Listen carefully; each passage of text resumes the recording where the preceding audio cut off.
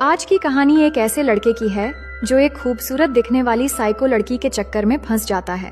वो लड़की पहले तो एक अच्छी दोस्त बनकर उससे मिलती है, लेकिन धीरे धीरे उसकी दोस्ती वाला नकाब हट जाता है और वो जबरदस्ती उस लड़के का प्यार हासिल करने की कोशिश में लग जाती है।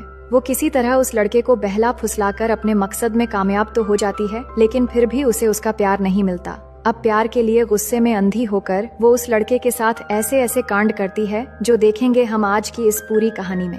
हेलो दोस्तों, मेरा नाम है इशिता और कहानी शुरू होती है बेन नाम के एक लड़के से जो कॉलेज में पढ़ने के साथ साथ कॉलेज का टॉप स्विमर है। वो हर बार स्विमिंग रिहर्सल में फर्स्ट आता है और यही वजह है कि कोच का फेवरेट भी वही है। बेन का सपना है कैलिफोर्निया की स्टैनफोर्ड यूनिवर्सिटी में पढ़ना, और आज जैसे ही वो कॉलेज पहुंचकर अपने कोच से मिलता है तो वो एक गुड न्यूज देते हैं कि कुछ ही दिनों में स्टैनफोर्ड की स्पोर्ट्स टीम यहाँ आने वाली है स्टूडेंट्स की परफॉर्मेंस देखने।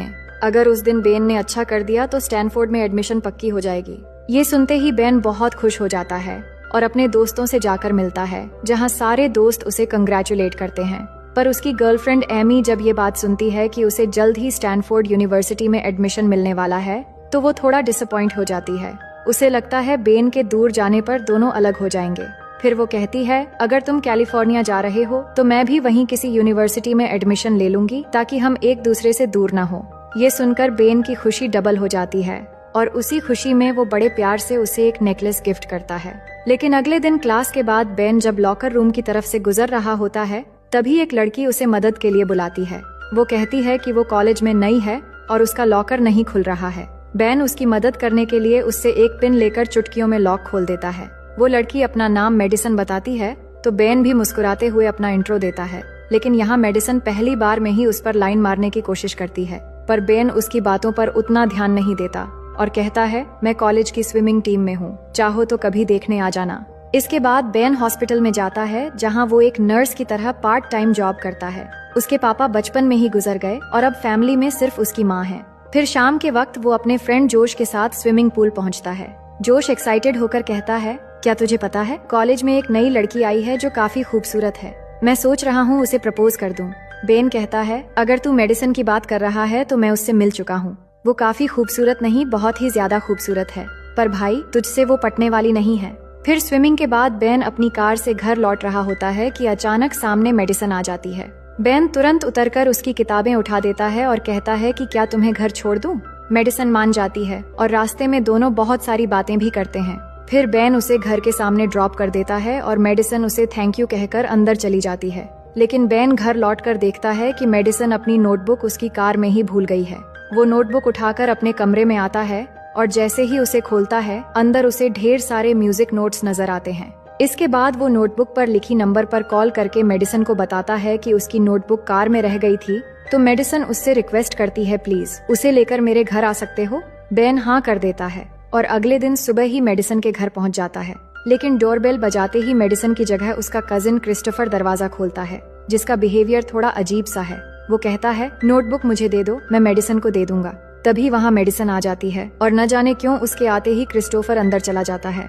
मेडिसन बेन से कहती है, तुमने मेरी मदद की, इसलिए एक स्पेशल ट्रीट तो बनती है। इसके बाद वो बेन को लेकर एक रेस्टोरेंट में जाती है। वहाँ मेडिसन मजाक करते हुए पूछती है, उस दिन तुमने वो लॉकर बस एक पिन से खोल दिया था, क्या तुम पहले चोर थे? बेन कहता है कि तुम्हें ये बात शायद अजीब लगेगा, पर कुछ साल पहले पापा के गुजर जाने के बाद पैसों की वजह से मैंने सच में चोरी शुरू कर दी थी और तभी मैंने पिन से लॉक खोलना सीखा था। बाद में मुझे कुछ महीनों की जेल हो गई, जहां मुझे स्विमिंग पूल साफ करने का काम मिला और वहीं से मेरी स्विमिंग शुरू हुई। ऐसे ही दोनों कुछ देर तक बातें करते करते अचानक मेडिसन फिर से बेन के साथ फ्लर्ट करने लगती है। बेन समझ जाता है कि मेडिसन शायद उसे पसंद करने लगी है, इसलिए वो पहले ही कह देता है कि उसकी एक गर्लफ्रेंड है जिसे वो बहुत प्यार करता है। मेडिसन हंसकर कहती है, मेरा भी एक बॉयफ्रेंड है जो न्यूयॉर्क में रहता है, 2 साल हो गए पर हम अभी भी डिस्टेंस रिलेशनशिप में हैं। फिर बेन उसे बताता है कि उसका फ्रेंड जोश उसे पसंद करता है। मेडिसन हंसते हुए कहती है कि उसे जोश पर कोई इंटरेस्ट नहीं है। अब ये सब छोड़ो और चलो तुम्हारी स्विमिंग देखने चलते हैं। इसके बाद दोनों स्विमिंग पूल पहुँचते हैं, जहाँ बेन स्विमिंग करने लगता है और मेडिसन उसे बड़े ध्यान से देखती रहती है। थोड़ी देर बाद वो खुद भी पूल में आ जाती है और कहती है, मुझे स्विमिंग नहीं आती, क्या तुम मुझे सिखा दोगे? बेन उसे मना नहीं कर पाता और उसे तैरना सिखाने लगता है, जिस दौरान धीरे धीरे दोनों इतने करीब आ जाते हैं कि बेन अपना कंट्रोल खोने लगता है। तभी मेडिसन उसे किस कर लेती है इसके बाद होना क्या था, पूल में एक सुनामी आता है जिसके साथ दोनों बह जाते हैं। उस बीच मेडिसन कहती है, बस मुझे एक बार तुम्हारी मुंह से लव यू सुनना है, इसका कोई मतलब नहीं रहेगा। तो बेन भी माहौल में बहकर कह देता है। इसके बाद बेन मेडिसन को उसके घर छोड़ने जाता है, पर जाने से पहले मेडिसन कहती है कि आज हमारे बीच जो हुआ वो बात बस हमारे बीच रहेगा और हम सिर्फ अच्छे दोस्त रहेंगे। बेन भी हाँ कह देता है, लेकिन उसे अंदाजा नहीं था कि बहुत ही जल्द यही चीज उसकी लाइफ को तहस नहस करने वाली है। अगली सुबह बेन की गर्लफ्रेंड कॉल करके पूछती है कि वो मिलने क्यों नहीं आया। बेन झूठ कहता है कि वो कॉलेज की असाइनमेंट लिखने में बिजी था। फिर कॉलेज पहुंचते ही बेन जब स्विमिंग प्रैक्टिस के लिए जाता है तो उसके दिमाग में मेडिसन के साथ हुई वो मोमेंट घूमने लगता है और उसकी परफॉर्मेंस खराब हो जाती है। कोच भी नोटिस कर लेते हैं कि जो बेन हमेशा फर्स्ट आता था, आज जोश उससे आगे कैसे निकल गया।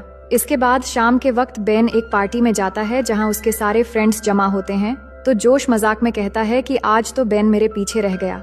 असल में बेन को अफसोस हो रहा था क्योंकि उसने अपनी गर्लफ्रेंड के साथ धोखा किया है। इसके बाद माहौल थोड़ा हल्का होता है और पार्टी के बीच एमी आती है। वो कहती है, मैं तुम्हें अपनी एक फ्रेंड से मिलवाना चाहती हूँ, जो कोई और नहीं बल्कि मेडिसन होती है।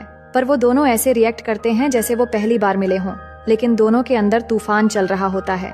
फिर जब बेन वॉशरूम में जाता है तो मेडिसन उसे ढूंढते हुए वहाँ आती है और फिर से उसके साथ फ्लर्ट करते हुए एक बार फिर मिलने के लिए बुलाती है।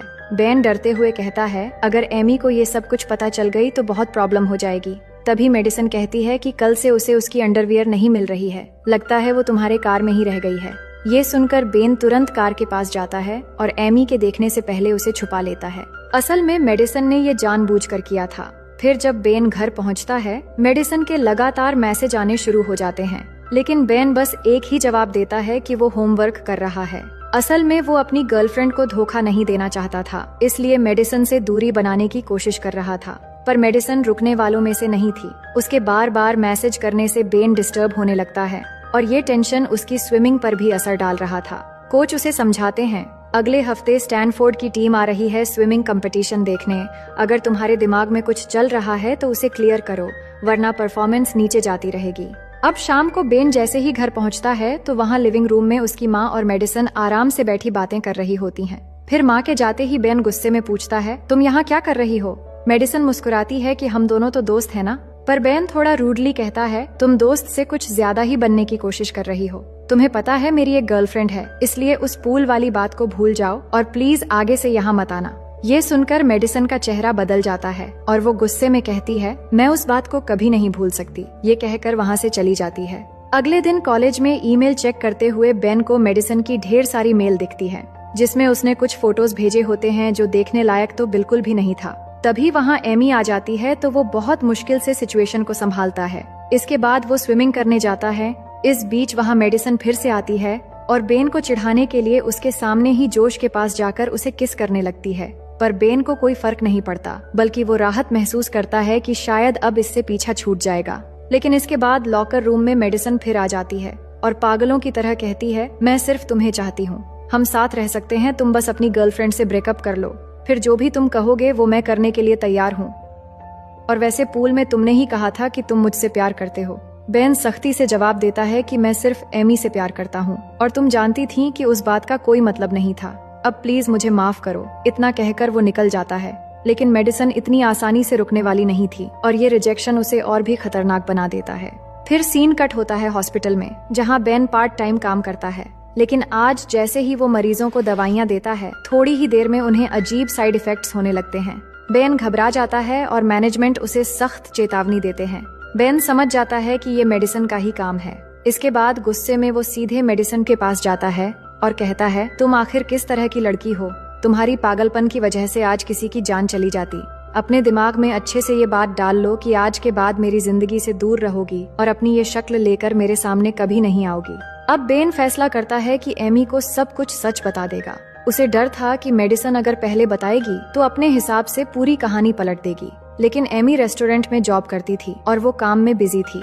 इसलिए वो बेन से कहती है, कल कॉलेज में बात करते हैं। लेकिन अगले दिन जैसे ही बेन कॉलेज पहुंचता है तो पूरी सिचुएशन बदल जाती है। हर स्टूडेंट उसी की बात कर रहा होता है, क्योंकि मेडिसन ने पूल वाली बात पूरे कॉलेज में फैलाकर रख दी थी। एमी रोते हुए बेन को थप्पड़ मारती है और बिना कुछ सुने रोते हुए चली जाती है। बेन उसके पीछे जाता है पर एमी कुछ सुनने को तैयार नहीं होती।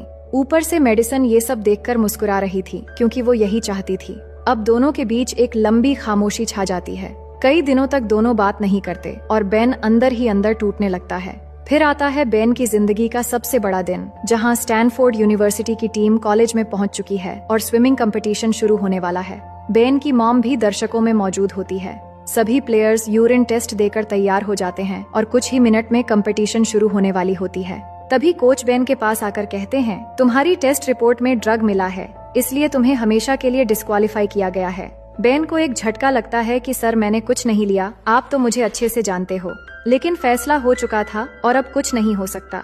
बेन को शक होता है कि जोश के जरिए मेडिसन ने ये सब करवाया होगा, लेकिन जोश गुस्से में कहता है कि उसने कुछ नहीं किया और बेन को धक्का देकर पूल में गिरा देता है।